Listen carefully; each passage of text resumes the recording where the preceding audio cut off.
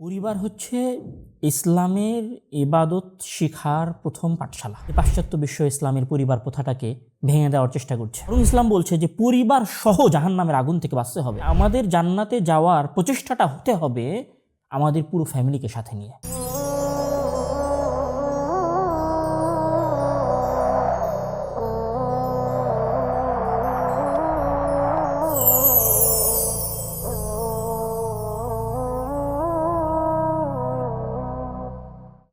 আসসালামু আলাইকুম রহমতুল্লাহি ওয়া বারাকাতুহু। ইন্নাল হামদুলিল্লাহি ওয়াহদাহু ওয়াসসালাতু ওয়াসসালামু আলা মান লা নাবিয়্যা বা'দাহু, আম্মা বা'দ। আমরা আসলে আমাদের অসংখ্য আলোচনায় ইসলামী পরিবারের গুরুত্ব সম্পর্কে আলোচনা শুনেছি এবং আমরা আমাদের অসংখ্য ফেসবুকের কথায় অথবা নিজেদের স্ট্যাটাসের মাধ্যমেও আমরা এটা বলার চেষ্টা করি যে পাশ্চাত্য বিশ্ব ইসলামের পরিবার প্রথাটাকে ভেঙে দেওয়ার চেষ্টা করছে এবং আমরা এটারও বলার চেষ্টা করেছি যে ইসলামে পরিবার প্রথাটা অনেক গুরুত্বপূর্ণ। আসলে ইসলামী পরিবার প্রথাটা শুধু গুরুত্বপূর্ণ নয়, বরং পরিবার হচ্ছে ইসলামের ইবাদত শিখার প্রথম পাঠশালা এবং পরিবার হচ্ছে ইসলামের ইবাদত টিকিয়ে রাখার এবং নিজেকে মুত্তাকি এবং পরহেজগার রাখার প্রথম দুর্গ। মহান আল্লাহ তাআলা পবিত্র কোরআনের মধ্যে যখন এই পরিবারের কথাটাই বলছেন, তখন উনি কি বলছেন?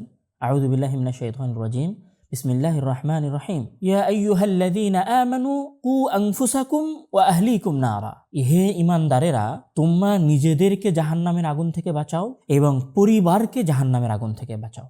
অর্থাৎ ইসলাম এটা বলে নাই যে নিজে নিজেই জাহান্নামের আগুন থেকে বেঁচে যেতে হবে, বরং ইসলাম বলছে যে পরিবার সহ জাহান্নামের আগুন থেকে বাঁচতে হবে। অর্থাৎ আমরা যদি সবাই জান্নাতে যাওয়ার জন্য ইবাদত করি, আমি যদি আয়াতটার উল্টো অর্থ করি, তাহলে অর্থ দাঁড়াবে যে আমরা যদি জান্নাতে যাওয়ার জন্য ইবাদত করি, তাহলে আমরা কেউ একাই জান্নাতে যাওয়ার চেষ্টা করতে পারি না। এটা ইসলামের শিক্ষা না।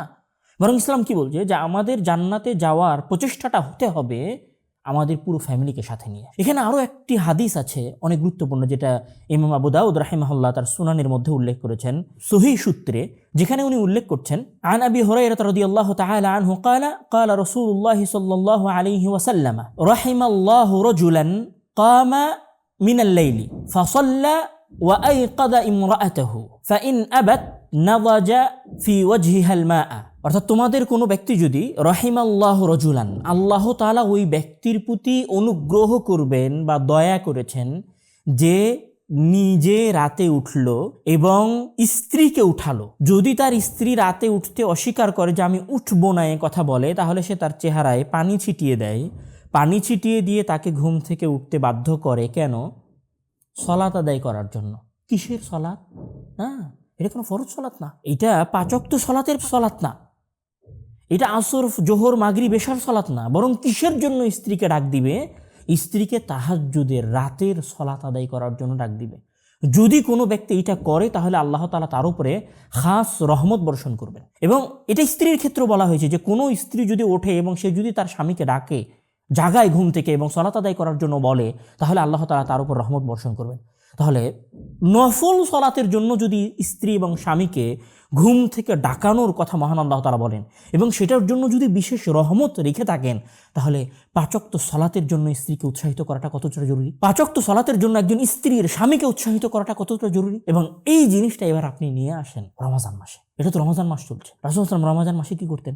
রাসূল সাল্লাল্লাহু আলাইহি ওয়াসাল্লাম রমজান মাসে শাদ্দা মিজারাহু, রাসূল সাল্লাল্লাহু আলাইহি ওয়াসাল্লাম লুঙ্গিকে শক্ত করে বেঁধে নিতেন। মানে রমজান মাসে ইবাদতের উনি প্রস্তুতি নিতেন রাত্রে। ওয়া আইকাদা আহলাহু, এবং উনি ওনার পরিবারকে রাতে ইবাদত করার জন্য উঠাতেন। ইয়া সালাম! মানে ইসলামে আসলে পরিবারটা কতটা গুরুত্বপূর্ণ সেটা এখানে বোঝা যায়। যে ইসলাম মানে আপনি তো স্ত্রীকে ফরজ সালাত এবং ফরজ বিধানের আদেশ দিতে বাধ্য, সেটা তো আপনি তাকে করিয়ে নিবেন, বরং ফরজ বিধানের বাইরে যে সমস্ত নফল ইবাদত আছে সেটাও আপনি স্ত্রীকে করিয়ে নিতে বাধ্য। শুধু এটা নয়, আরেকটি গুরুত্বপূর্ণ হাদিস আছে যেটা ইমাম মুসলিম রাহিমাহুল্লাহ তার মুসলিমের মধ্যে এবং ইমাম বুখারী রাহিমাহুল্লাহ উল্লেখ করেছেন, যেখানে সাহাবী বলছেন যে কুন্না নুসাউযিমু সিবিয়ানানা ইনশাআল্লাহ, মানে আমরা আমাদের শিশুদেরকে সিয়াম পালন করাবো। অর্থাৎ ইসলাম এই রমজান মাসে পরিবারকে ট্রেনিং দিতে বলছে, শুধু পরিবারকে না, বাচ্চাদের থেকে ট্রেনিং শুরু করতে বলছে যে আমরা আমাদের বাচ্চাদেরকে সিয়াম রাখতে উদ্বুদ্ধ করব। এবং শুধু সিয়াম রাখতে উদ্বুদ্ধ করবো তা না, আমাদের বাচ্চারা রাত্রে দিনে সিয়াম পালন করবে, আর যখন রাত হবে রাসূল সাল্লাল্লাহু আলাইহি ওয়াসাল্লাম তখন পরিবারকে উঠাতেন। তাহলে আমরা আমাদের পরিবারকে উঠাবো। পরিবার মানে কি? আপনার স্ত্রী, পরিবার মানে কি? আপনার সন্তান সন্ততি, সবাইকে আপনি উঠাবেন রাতের নফল সালাত আদায় করার জন্য। সুতরাং এই রমজান মাস শুধু সিয়াম পালনের জন্য নয়, এই রমজান মাসে এটা নয় যে আমি সাহারি করলাম, ইফতার করলাম, এটা দিয়ে রমজান মাস শেষ হয়ে যায় নাই। রমজান মাসের কার্যক্রম শুধু এখানে নয়। আমি আসলে বলি যে রমজান মাস হচ্ছে আমাদের জন্য একটা ট্রেনিং কোর্স। রমজান মাস আমাদের জন্য একটা প্রশিক্ষণ কেন্দ্র, যেই প্রশিক্ষণ কেন্দ্র আমাদেরকে শেখায় যে আমরা সারা বছর কিভাবে চলাফেরা করব, আমরা আমাদের পরিবারকে কি দেব। তো এই রমজান মাস আমাদেরকে শিখিয়েছে যে শুধু নিজে পরিবর্তন হলে হবে না, বরং পরিবারকে সাথে নিয়ে পরিবর্তন হতে হবে। আপনার সন্তান, ছোট বাচ্চা, সিবিয়ান আরবিতে বলা হয় ছোট বাচ্চা, আপনার ছোট বাচ্চাকে সিয়াম পালন করাতে হবে এবং পুরো পরিবারকে নফল সলাতের প্রতি উৎসাহিত করতে হবে। তাহলে নফল সলাতের প্রতি যদি উৎসাহিত করা বাধ্যতামূলক হয় বা রাসূল সাল্লাল্লাহু আলাইহি ওয়াসাল্লাম করে থাকেন, তাহলে আমাদেরকে ফরজ সলাতের প্রতি, ফরজ সিয়ামের প্রতি উদ্বুদ্ধ করাটা কতটা বাধ্য, আমাদের জন্য কতটা জরুরি এবং কতটা গুরুত্বপূর্ণ। আসুন আমরা রমজান মাসের এই শিক্ষাটাকে নিই। এবং রমজান মাসটা শুধু আমাদের ইবাদতের জন্য নয়, রমজান মাসটা হচ্ছে পরিবার গঠনের মাস। আমরা এই মাসে পরিবার গঠন করি। এই এক মাস আমরা আমাদের পরিবারকে ট্রেনিং দিই, আমাদের সন্তানদেরকে ট্রেনিং দিই কীভাবে সিয়াম রাখতে হয়, নাফস এবং আত্মাকে নিয়ন্ত্রণ করতে হয়। আমরা আমাদের পরিবারকে শেখাই কিভাবে আল্লাহর কাছে যেতে হয়, কিভাবে গভীর রাতে উঠে আল্লাহ তাআলাকে ডাকতে হয়। এই রমজান মাসকে আমরা প্রত্যেকেই, এবং আমি নিজে এবং আপনারা সকলে একটা ট্রেনিং পিরিয়ড হিসেবে গ্রহণ করুন।